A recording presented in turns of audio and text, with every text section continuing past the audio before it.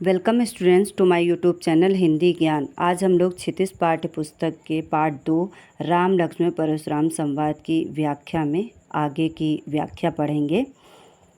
तुम तो कालु हाँक जनु लावा, बार बार मुहि लागी बुलावा।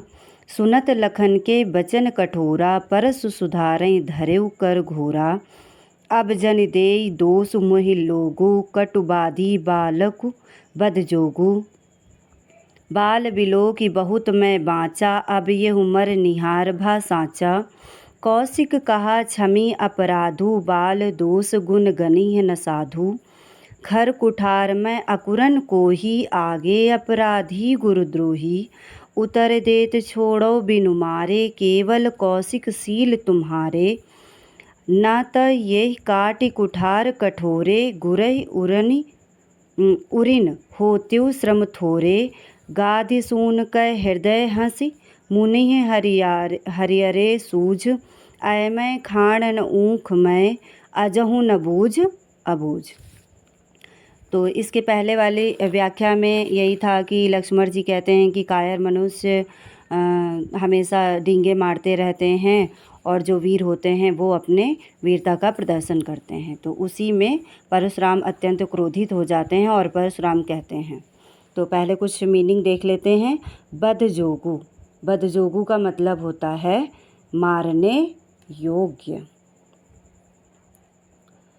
और विलोक में देखना, मरनिहार मरने के लिए तैयार रहना।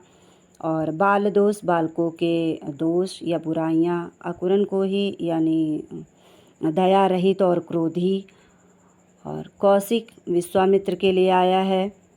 और कुठार कठोरे, कठोर कुठार यानी जो कुल्हाड़ी फरसा धारण किए रहते थे। गाधि सून यहाँ पर विश्वामित्र के लिए आया है। क्यों? क्योंकि ये गाधि के पुत्र हैं। और हरियर हरियर यानी हरा भरा या हरा ही हरा। और अयमय लोहे की वस्तु। और बूझ ना बूझ यानी अभी भी अज्ञान बने हुए हैं। तो लक्ष्मण जी कहते हैं कि तुम तो कालु हाँकु जनु लावा, बारी बारी मोहि लागी बुलावा। लक्ष्मण जी कहते हैं कि हे मुनि, आप तो काल को मानो मेरे लिए हाँक हाँक कर अर्थात पुकार पुकार कर बुला रहे हैं। सुनत लखन के बचन कठोरा, परसु सुधारें धरेउ कर घोरा। जैसे ही लक्ष्मण के ये वचन सुनते हैं व्यंग भरे, वैसे ही वो अपने फरसे को सुधार कर यानी मारने के लिए वो तैयार हो जाते हैं लक्ष्मण को। अब जन देई दोष मोहि लोगु, कटुबादी बालक बद जोगु। और कह रहे हैं कि यहाँ पर जितने सभा में लोग बैठे हैं, जो भी ये देख रहे हैं, वो सब अब लोग मुझे कोई दोष नहीं देना।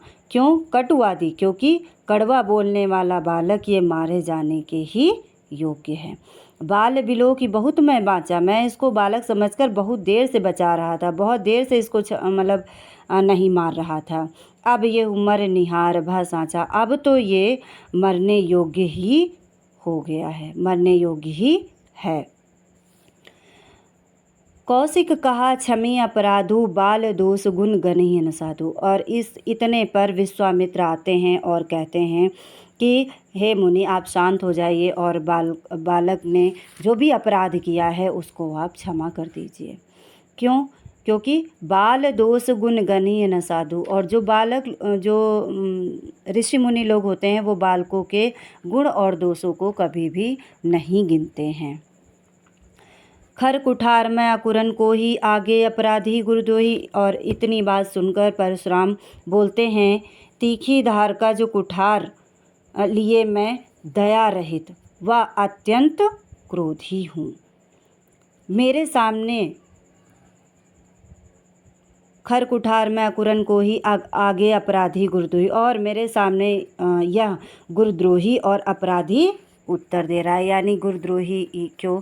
क्योंकि सिखाया नहीं गया है कि ऋषि मुनियों से किस तरह की बात करनी चाहिए, उनसे बहस नहीं करनी चाहिए, ये सब वो कह रहे हैं। उतर देत छोड़ेउ बिनु मारे, केवल कौशिक सील तुम्हारे। और ये जो बालक है इतने कहने पर भी, इतना इसने मुझे बोला है, फिर भी मैं इसको बिना मारे छोड़े दे रहा हूँ। सिर्फ क्यों? हे विश्वामित्र, तुम्हारे विनम्रता के कारण, तुम्हारे आचरण के कारण मैं इसे बिना मारे छोड़े दे रहा हूँ। नातय काटि कुठार कठोरे, गुरहि उरिन होते श्रम थोरे।